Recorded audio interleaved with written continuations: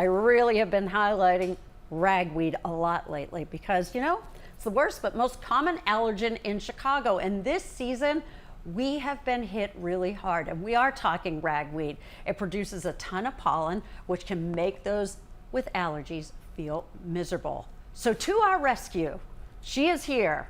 We are here to help. Dr. Rachna Shah keeps track of Loyola Medicine's allergy count.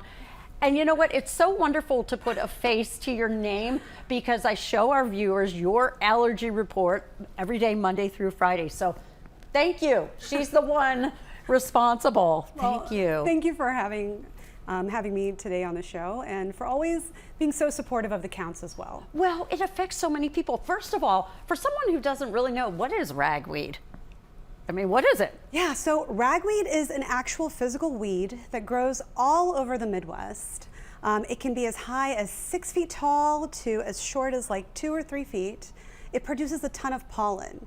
And pollen is microscopic, it's very buoyant, so it travels in the air. And once it travels in the air, we can breathe it in, through our nasal passages, or it can settle on our eyes, and it can cause allergy symptoms. Okay, and those symptoms include the itchy, watery eyes, and even some folks get kind of a scratchy throat, right? Definitely. So the postnasal drip that can occur, so Yes. basically you can get enough inflammation in the nasal passages from the pollen that causes mucus production. If the inflammation gets so high that there is congestion in the nose, all that mucus can drip in the back of the throat, cause like a scratchy, itchy throat. Almost feel like you're getting sick, but it's really your allergies. And you're doing a lot of that kind of thing, right? Why is this season so bad? It's hard to say, but I really do think, as you were mentioning before, just the dry weather that we've had.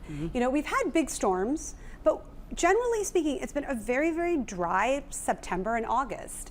And so what the humidity and what rain does is, again, this pollen is in the air, it's buoyant. So the rain brings it down to the ground so that we don't breathe it in, we don't get affected by it. And this year it's just been dry, so a lot of it's been in the air. Okay, so as we kind of gravitate toward what should be cooler weather around here, can we say goodbye to issues with ragweed?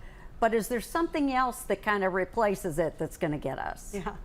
Well, ragweed always has a very defined season. So ragweed season is generally mid-August until the end of September.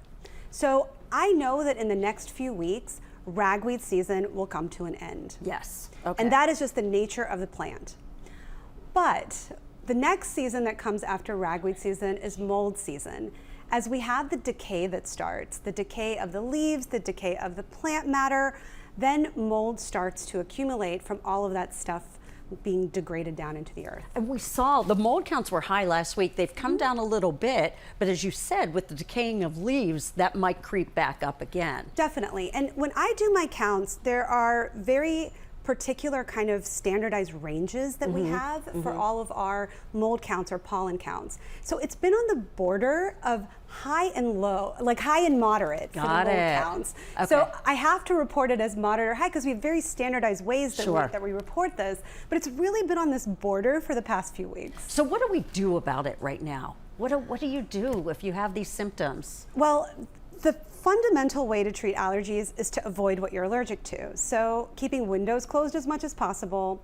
I never discourage outdoor activity. So if you do outdoor activity, then coming back in, rinsing off, changing clothes, washing your hair, all that kind of wipes away or kind of washes off all the pollen that you can be exposed to.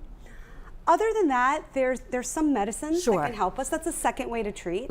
So medicines include antihistamines like Zyrtec, Allegra, Claritin. All of those medicines help with itchy symptoms or with runny symptoms.